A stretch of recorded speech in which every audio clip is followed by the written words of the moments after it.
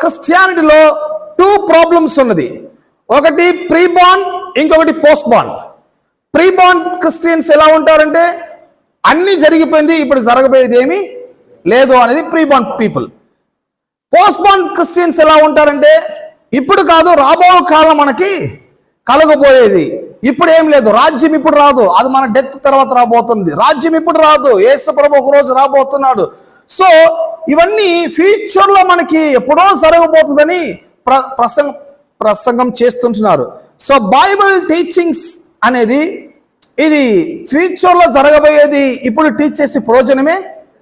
Hello, ఎప్పుడో జరగబోయేది ఇప్పుడు మేము చేయాలి, ఎప్పుడు జరుగుతుందో, ఎన్ని సంవత్సరాలు కలిగి జరగబోదో. సో ఎప్పుడో జరగబోయేది ఇప్పుడు ప్రసంగం చేస్తానంటే ఎవరికి ఇంట్రెస్టింగ్గా కూడా ఉండదు. అది ఎన్ని 1000 years అవుద్దో 2000 years అవుద్దో మనకు ఉంటామో లేమో అనే ఒక